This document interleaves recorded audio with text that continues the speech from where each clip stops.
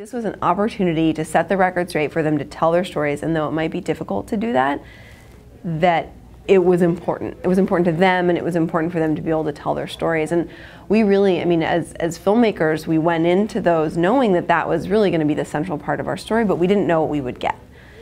And we walked out of those interviews as we started doing them and said, we have a film.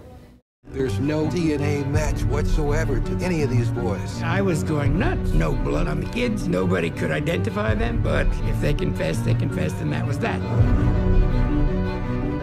A lot of people didn't do their jobs. Reporters, police, prosecutors, defense lawyers. This was institutional protectionism. We falsely convicted them, and we walked away from our crime.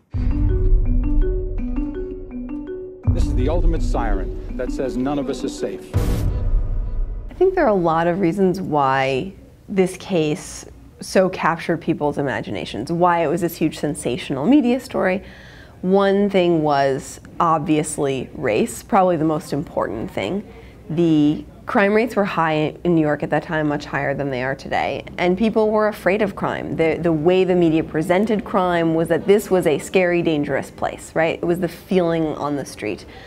And then you have young black teenagers, black and Latino teenagers who are accused of this crime, a white victim, there's class, she's an investment banker, they're from lower middle class families, sometimes lower class families, and it really sets them apart. Plus it happens in Central Park, which is, even in this era of fear in New York, this kind of holy place. So the 14 and 15-year-old suspects are supposed to have a guardian present. There's no requirement that they have legal representation unless they ask for it, and these kids didn't know to ask for it, nor did their families. They were naive about the system, and I think the police are very good at keeping them from understanding what's really going on, that they might need a lawyer until it's too late.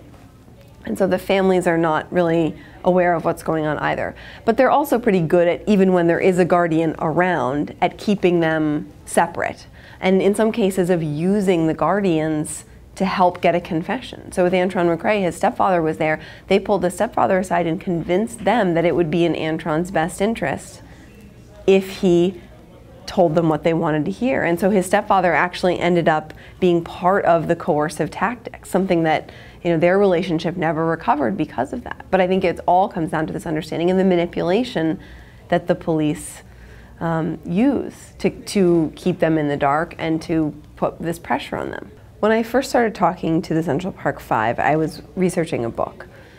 And I started very slowly. They all agreed right away to participate. They wanted to share their story. They were willing to talk to me. We were subpoenaed by the city as they were defending a lawsuit from the Central Park Five.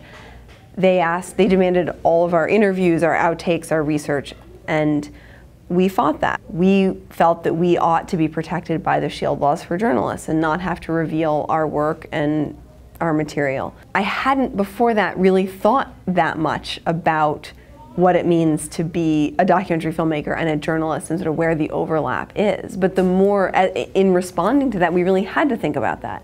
We looked at this information. I've been researching this case for years. I believe that the Central Park Five are innocent of this rape, period. But I did my research, I know the facts, and I came to that conclusion.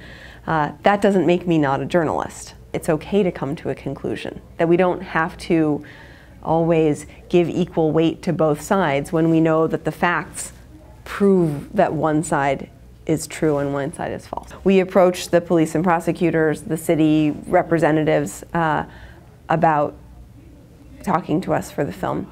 And they wouldn't. They said because of the civil suit they didn't want to, or they were advised not to. So we had to make our film without that perspective, but we also felt that their perspective was the version of the story that was told before. It was their version that was in the media, that the tabloids just bought what the police said and regurgitated it on their pages, and that this was an opportunity to hear the other side of the story, the one that hadn't been told. And so while we tried and wanted to hear from that side, we also felt that it wasn't so imbalanced to only hear from, in some ways, one side, because the other side had been long well represented.